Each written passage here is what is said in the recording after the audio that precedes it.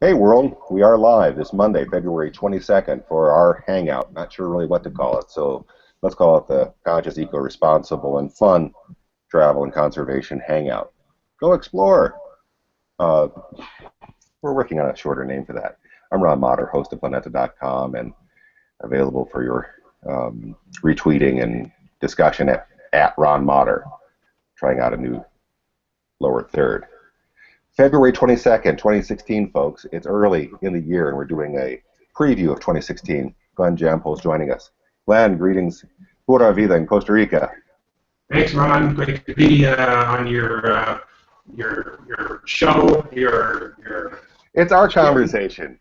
Your sharing of ideas, and yeah, because it's unique. It's an event. It's more than just a show or anything else. It's a complete, unique event. And thank you for having me. My pleasure. Well, let us know a little bit. What are your immediate plans in the next couple of weeks? I'll be going here shortly in the first week of March to Berlin to participate in the ITB, which is the biggest tourism fair that I know of, certainly in Europe, perhaps the world. And I'm going to be presenting something on the Global Ecotourism Network that's now 1 year old, and try to get a handle on what's going on in terms of, sustainability efforts, growth, ecotourism, what people are thinking, what's trending, and doing some networking for our particular side of the picture, which is global ecotourism and sustainable tourism. Now remind folks, and myself, the 30-second history of Global Ecotourism Network, and then who from this network will be at the ITB? Okay, well, the Global Ecotourism Network is the result of a mass resignation from the International Ecotourism Society by the whole advisory board because we felt that there was no progress in creating a kind of transparency and openness that we really felt was necessary to have a global ecotourism institution.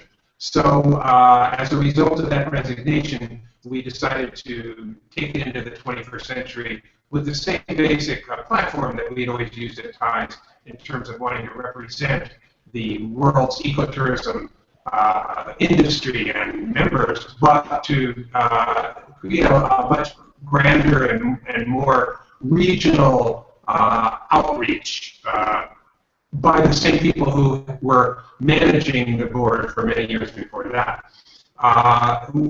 What's happened with this is that we've created a huge kind of support around the world from 6 continents. Still haven't received anybody from Antarctica yet. And it's been really great to see the pouring out of support and alliances that we've created. And in fact, at the ITB, we're going to be officially given the alliance certificate by Rika Jean-Francois, who is the person in charge of the social responsible corporate responsibility for the ITB, and she's a very big player in ecotourism and sustainable tourism, and goes to all the conferences. Okay, now 1 second, wait a second. If you can you repeat that last part? You're going to get a what certificate? We're going to get the, I'm not exactly sure how to phrase this, but for lack of a better description, the ITB is going to be welcomed into GEN, the Global Ecotourism Network, as an official supporting entity. And this was something that Rika Jean-Francois, who is the representative of their social corporate responsibility entity at the ITB, wanted to do with us, and we want to have her involved. So this is going to be a big event for us because we're getting, on a very large scale, the kind of support and alliance that GEN should have and deserves to have and will have in the future. And it's interesting for us and very important for us to feel that kind of support. In terms of which people are going to be at the ITB, from the board of the Global Ecotourism Network, we have confirmed right now myself, Masaru Takayama from Japan, who is also the president of the Asian Ecotourism Network, Rob Holmes, who is the owner of GLP Films, who do incredible videos and films all over the world about ecotourism and sustainable tourism. In fact, he's made a wonderful video for Jen, which we will be showing at our presentation. And Albert Teo from Malaysia, who will be there as well. And on March 10th at 11 o'clock a.m., I will be presenting our plan for Jen and who we are and what the people can expect. Any chance that that can be live streamed? Well, I would certainly love for it to be. I guess we have to talk and figure out how to do that because I'm not the greatest master of those kinds of transitions, but certainly is a great idea. I would love to have that. You know, as chair of Jen, you know, like everybody else, I have a lot of weaknesses and a lot of strengths. And I guess my strengths might be tenacity. You know, again, we're talking about a technology. We're talking about technologies that did not exist 10 years ago, were phenomenally expensive. Only a year ago have they become, you know, much more reliable and free to use. Yeah, right. And it's a wonderful tool. At our Planet People Peace Conference in Costa Rica, which we do every 2 years, we've been talking about that all the time at the beginning of our preparation, and we always get to that snag of not, I guess it's because none of the committee feels comfortable enough doing it that we can't get it together. But excuse me 1 second. Go ahead, go ahead. Sorry about that, folks. I'm a man of much technology. This is what distinguishes what I do from everybody else. Yeah, so I'm going to turn this off so that I...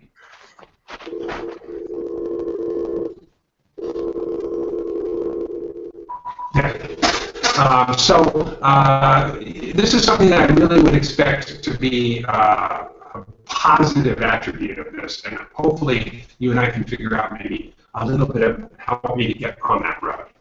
Well, you know, going back to the history of Jen, and you know, the fact that there was this, you know, this exodus from another group. You know, what we've seen over throughout these years is, you know, so many divisions and so many unions and so many this and that, but rarely are they well documented, and rarely are they again. Sorry, Ron. I'm not sure how to. Oh, I'm loving this. Come on. Yeah. But that's a scene out of the Matrix. Answer the phone. I know I have somebody else here that theoretically is going to answer the phone, but you know, my big point is that the technology has changed, and it's changed all around us, and it's so much easier and much more inexpensive to use. You know, going back, going back 30, 40 years, if you travel, you were gaming the system. How do I make a free phone call, or how do I, you know, reduce the cost of a phone call from, you know, $100 to, you know, $20? Yeah. And now those strategies, those ways of gaming the system are just no longer valid because everything is free and abundant. Not everything, but quite a bit. You know, and the fact that, you know, we get market vendors, the butcher in Oaxaca posting the photos of his meats and neighbors at the market on Facebook. And so the opportunity of being an anthropologist or a journalist or a business person because you had contacts and you had a phone, that's all gone. So we have greater opportunities than ever for networking. And yeah, these big events like ITB, fantastic. Want to hear more about it. And I'm really hoping that we can record some impromptu hangouts, or you can do your own things. And again, if there's a way to grow the Gen network, 2016 is the time to do it. Well, thanks. I appreciate that. And one of the things that I think is interesting for me, and theoretically, I think probably a lot of other people would have asked themselves or asked this question, is when you get to these big fairs like the ITB, there's lots of institutions that attend, you know, really great groups like ATTA, and Asian Ecotourism Network and Jen, and the networking that can take place, and especially in terms of us sharing what we think is the right kind of framework to move tourism towards a more responsible and symbiotic result, is really critical, because that little bit of discussion and seeing people there who are, dedicating themselves to that kind of tourism really has an impact down the road. At first it starts out as a little buzz, and then all of a sudden it becomes an explosion. So I'm going to be looking for what the tendencies are in some of these presentations from groups. I'm going to be seeing Polly's from the Blue Yonders presentation. I'm going to go see Chris from ATTA and their presentation, and I think I'll be able to really get an idea of how it's developing in a real sense of the word. Is there actually a movement towards revamping what we're doing in tourism to be more sustainable and symbiotic? Oh my God. I'm so... we can edit this out. Oh, you call it an experience, and it certainly is. I don't know how to turn my own phone volume off. That's how bad I am with this. So I'm sorry, folks. I want to do a screen share, and I'm going to see if I can get to the Facebook page for Jen. And I think there are 2 pages I think I would recommend on Facebook, and I'd like to hear about if you can think of any others. But the Rethinking the Responsible Tourism Networking page that Gopi created with friends years ago, that to me is like the default page. Yeah, and I think there's like 30,000 people on Gopi's page responsible responsible tourism network. And I've been in lots of conversations with him, both written and just recently we had a Skype call, and we're going to try to also combine efforts a little bit to try and cover the umbrella, let's say. Right. Well, I think that, and it's great. You're going to be able to meet up, and yeah, that again, you've made me quite jealous. Well, yeah, you'll have to. Well, maybe we could do an event on your Planeta conferences here, where we could have Gopi and Ali from Sri Lanka, and Masaru and myself, and have a big group kind of discussion. I'd love that. Hey, take a look at this. We're on the Facebook page. This is how I would see it. Yeah. And again, this is the go-to page on the whole, for me, on the whole web of what's new in responsible travel and tourism. Uh-huh. So Gopi has a Blue Yonders event, and that's Friday the 11th. Is that right? Yeah, Friday the 11th. Or is that my time? I'm hoping you're not having a meeting at 4:30 a.m. in Berlin. No, right. Scrolling down, here's Ivar's post for the Conscious Travel Manifesto by our good friend Anna Pollock. Put that in the to read later file. Oh, let's like it. Oh, we already did. Anyway, this is a great page. And then the other page is Global Ecotourism. Yeah, which is fairly new, but certainly growing rapidly. And it's a closed group? Right now it's a closed group, but very shortly we're going to be opening it because we were waiting to get our web page up and running before we opened that. Now it's up and running. So, post the news. I love your, honestly, folks in the world, if you're not following Glenn, you're missing out on so much. These posts are terrific. Oh, thank you very much.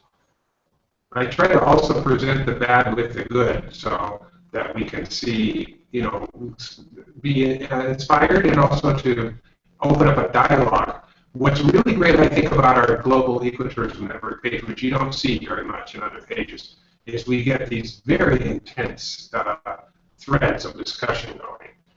And you can even see on this one above here, John Williams and Ariana and John Mayer, who's also a board member and from Eco Brazil, and David Wolf, and many others are we had 13 comments on this one article. And this is part of what Global Ecotourism Network is trying to do, is get into a serious discussion where we attack and confront issues, not just tree hugging, kumbaya, we love ecotourism ideas, but really what's our problems, what aren't we doing well, what's the reality of certain stuff, things like that. No, and who could be members of this network? Just basically anybody who finds us, if they're involved in the community of ecotourism, sustainable tourism, they just write something in, and the people who are monitoring it right now are Deirdre Campbell and one other person will probably just allow it, because we want to get more and more people involved. But very shortly, Ron, we'll have this page open, and I think one of the problems with Gopi was that he had such an amazing amount of people who wanted to post that he became overwhelmed. And at one point asked me to help with, trying to sort out a little bit that, because he's so good at that, and it's such a popular page. So we want to avoid having to, go through the fine-tooth comb all the time. No, we didn't used to have Facebook pages that we'd moderate. Yeah, right.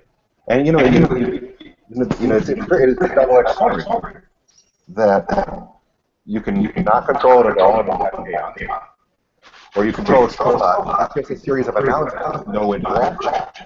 So you're trying to find that sweet spot of interaction and openness. I don't know where that is. It changes, but that's what we need to be aiming for.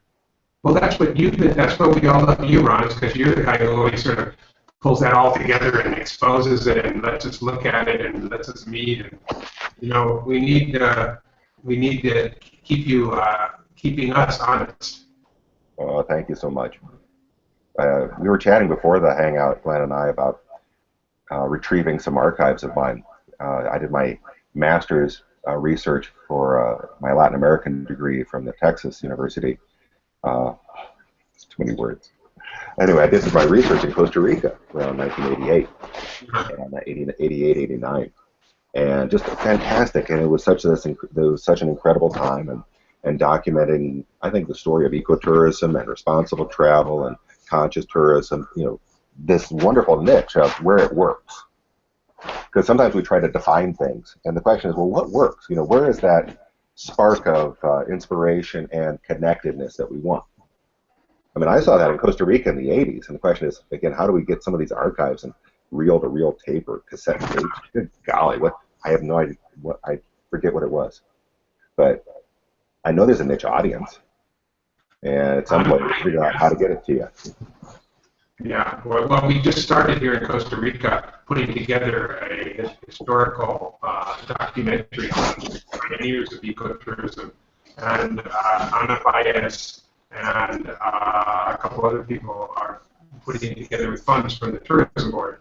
But it was so great to be interviewed for it, because it brought back so many memories. And I was with Hans Pfister from Iucn Sustainable Hospitality, who started a little bit after me, but was really there in the early days of La Rios and some of those other eco lodges that started up 4 or 5 years after we did. And Almost Bien, and I think it's a really great, interesting, potentially must-have kind of information, because most of us had no business sense. We had one thing in common, which was a real love of the idea of reducing our impact wherever we were. And third, that we were intrigued by the biodiversity, the culture, and the whole idea of being able to travel to places where you could enjoy all of this stuff. But other than that, it was all like somebody dropped a bunch of crayons and some paper and a ruler and said, draw me a beautiful picture and make sure that everybody loves it. But don't lose sight of the fact that we need to have a nice picture here. And we didn't know what we were doing. In our case, we recycled everything. And then we had a warehouse full of recycled stuff, and we did one of those kind of you know, Laurel and Hardy double takes where you go, now what do we do with all of this stuff? I mean, who's going to take it off our hands? Recycling is a great idea, but where's the supply chain? And so, you know, these kinds of things, I'd love to hear your case, because it would really bring us back into that period where we were struggling to try and make a business model out of what we believed. Well, it'd be fun to figure out, one, how to collect the archives and get whatever materials are from that time. And second, to do a series of hangouts. I mean, this is such an ideal platform for a conversation. And, you know, follow it up with, you know, doing some stuff on site. And again, the question shouldn't be, you know, this is, you know, Ron Motter's take on it and here's how he does it. The question is, are we part of a greater movement? Are we a part of a greater fabric and network of people, again, with their own webcam? You know, and, again, it's how, you know, it's connecting the generations. It's figuring out how to structure a series of questions that we say to, you know, a 15 to 25-year-old. Would you please would you please record this conversation with someone over 50? And create those opportunities for intergenerational synergies and information sharing, if not education.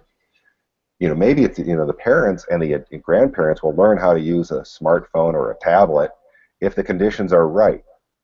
So how do we get the older generation on board? You know, this is part of that story that we have of using this technology in 2016 to really record and archive and celebrate these wonderful times. Because, again, it was a hotspot. Is it still a hotspot? Does it need to be more of a hotspot again? Right. You know, again, if we can motivate folks to, you know, do some more video and some conversations, I think the ITB is the ideal place to start. Yeah, I think it'll be a good venue to just feel out and sort of start up the 21st century and start discussing things not only about good ideas and innovation, but also about damage control. Because there's lots of issues that are happening right now, for instance, in climate control, where we understand the problem, we understand what some of the solutions might be to slow this down, and hey, in the best case scenario, maybe, possibly, we could, you know, turn it around. But meanwhile, how do we take care of the damage that's being done and going to be done for a little while now? All right, what are you talking about? Damage control. For what? Climate change. How do we inoculate cities on the coast who are going to be inundated with water? How do we teach people about preparing for the future calamities that are going to occur in the areas in which they live or work, or have eco hotels or sustainable businesses? How are they going to be able to deal with these issues that are arising, many of which are either directly or indirectly related to the climate change? And I'll give you an example: the Zika virus. This is really going to getting to the point where it's affecting tourism in Costa Rica and other places. It may be a direct result of climate change in the sense that these mosquitoes have come over to the Americas and are now spreading quickly and easily because the temperatures have gone up. You know, there's a lot of issues like this that we need to confront, as well as how to innovate a turnaround. So I asked my mother this morning, I said, yeah, I'm going to be talking to this fellow in Costa Rica. Is there anything you'd like to ask him? And she said, yeah. How are the mosquitoes? Well, to answer that question, we have a huge increase in dengue and chikungunya than we had last year at the same time. Fortunately, Costa Rica has a very strong Ministry of Health, so at least in Costa Rica, we haven't had any original cases of Zika here, and that's good news, especially for our young women in Costa Rica who want to become pregnant or are pregnant. And there's more and more evidence showing that the Zika virus actually is the cause of these maladies that you're reading about. In terms of dengue and chikungunya, well, this is throughout all of the Americas, including the U.S. There's probably more cases of dengue in Florida and the Gulf of Mexico states than there are in all of Costa Rica and Central America combined. But it's a worrisome issue for travelers everywhere around the world. As you know, Zika originated in Uganda, in Africa, so it's obviously there as well. Well, this probably will be a big issue of convincing people not to go to certain places. Will this affect Costa Rica? And also, will this be discussed at ITB? I wonder. I wonder if that's going to be a conversation at ITB. In terms of the Latin American travels, a lot of it is about perception. And people perceive that there's a pandemic going on and they won't travel somewhere. In the case of, for instance, of the Zika virus, excluding for a minute women who are pregnant, the Zika virus illness that occurs from the Aedes mosquito is very mild. It's much more mild than the traditional diseases that have been around forever in the U.S. and Latin America, which is dengue and malaria and other things like that. We don't have malaria really in Costa Rica. And Zika, we don't have any cases, as I said. But the Zika virus itself, which is out now as being the new scare of tourism everywhere, is if you're not pregnant and you get Zika, you might not even know you have it. It's so mild, the illness. And for those who do get it, it's like sort of a short, mild flu. Well, I'm not sure what the percentage from the Zika virus is. Well, this has been, Ron, this has been an issue in tourism for a long time. We had the H1N1 virus before that. We remember all the bird flu, the swine flu. There have been all of these things that arise periodically that actually are always kind of around. Ebola not is a whole different beast. But there have been viruses that have been around for a very long time. I think, for instance, the Zika, I think that was discovered and named in 1947. So it's not anything new, and it's been around, but it kind of raises its ugly head every now and then travelers get kind of freaked out, and I understand why. Of course, you don't want to put your family or yourself in harm's way. But in terms of traveling to Latin America, which millions and millions and millions of people have done for the last 30 or 40 years, I don't think anything's really changed in terms of risk.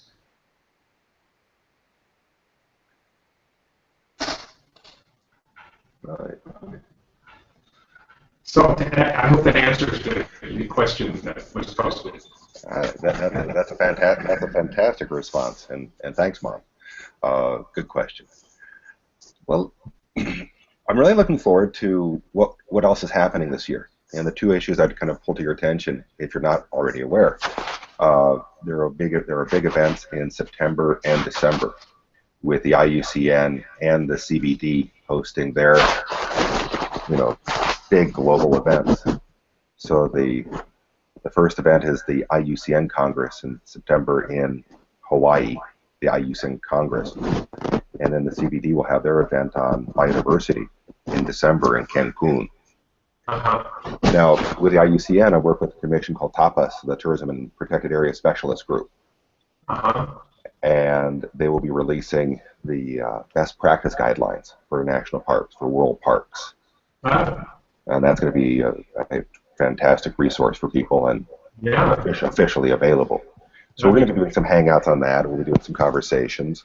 And again, the question I have for the Iucn Congress folks in Hawaii is, what degree will the event be online and real-time streaming?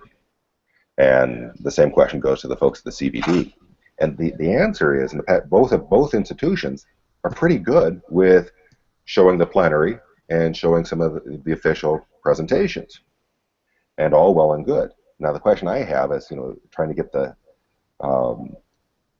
trying to get the events to be a little bit more open to travel and tourism is, again, well, how do we participate and what show us what's happening as a tourism experience being the event itself. So in other words, take us behind the scenes and show us recycling. Go up to the roof and show us the solar, the rooftop solar. Mm-hmm. What if anything is happening? Take us off the grounds. And I would say this to the folks in Berlin as well. Go to a city park or go to a local market and, obey the responsible travel protocol. Don't take pictures of people in the market without their permission. If you do have permission, upload their photo to Facebook or promote them if you have had a wonderful experience. Mm-hmm. So, well, I would take it.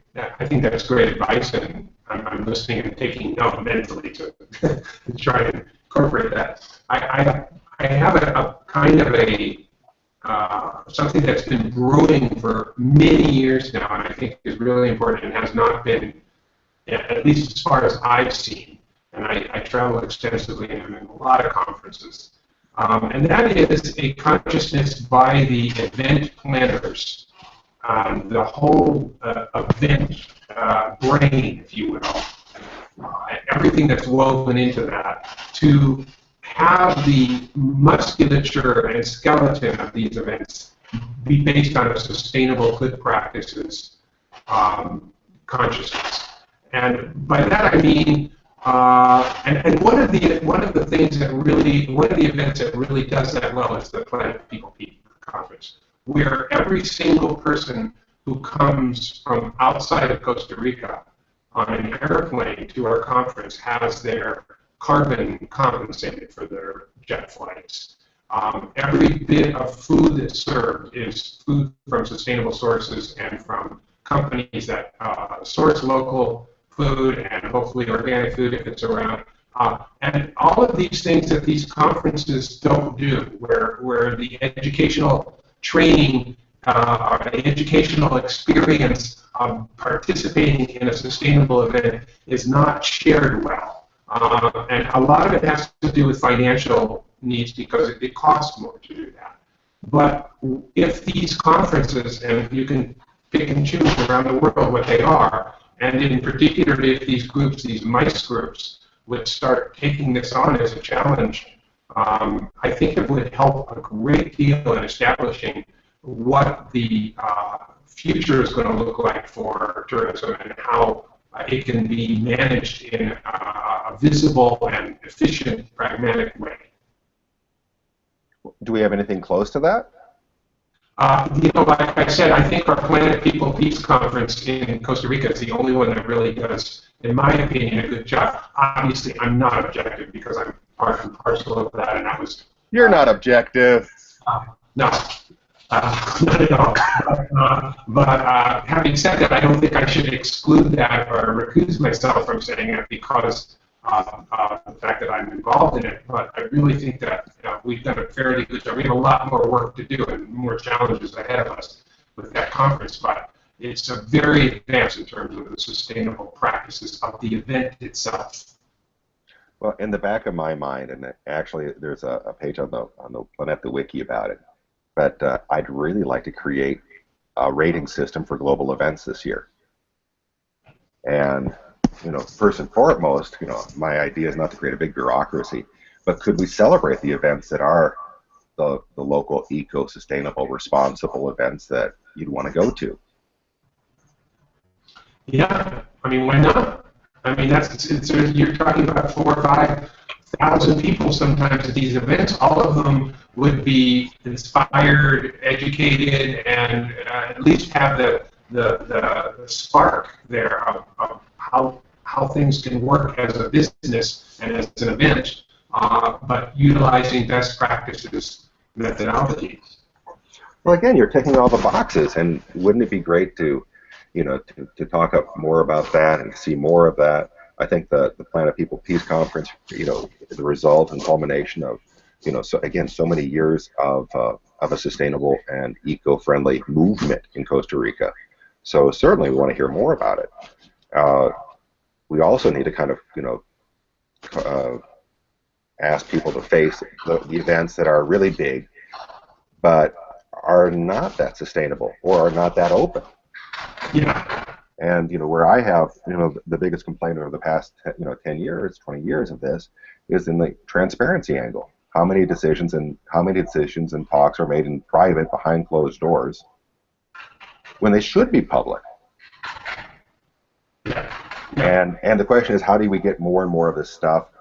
For example, the workshops and the conferences pre-Iucn Congress or pre-CBD event in Cancun. How do we get some of these events streamed live to the dozens of people who might be interested? It's a small number. We're not talking about people who want to go see Britney Spears. We're talking about people who want to know about the protocols and the practices of national park management and X issue and climate change. Yeah. But if you're not at that event, if you're not invited, you have no access to these videos. Mm-hmm. And that can change this year. Thank you very much, Periscope, or Meerkat, or whatever is going to be invented next week. Because again, it can't be simpler and it can't be cheaper. Well, I think we've got some good new challenges here ahead of us in terms of sharing information and fomenting discussions. I think we're set up. I think we have the skeleton between our networks to kind of figure out, suss out the details. Mm-hmm. Yeah, I think so too. Well, I have to go because I have a internet technician here who's going to help me clear my ills. I think this has been a fantastic conversation, and I want to thank you for your time. And let's end the public broadcasting section of it right now, and we'll get back to it. And folks and viewers who are watching, please, your comments are welcome. Blog about this. There's some really good story ideas here, and we'll stay in touch and hopefully see more from the ITB in Berlin. Yeah, maybe after I get back, we can do another hangout and talk about what the perceptions were from myself and maybe other people who might want to share theirs. Love it. Thank you, Glenn. Well, thank you.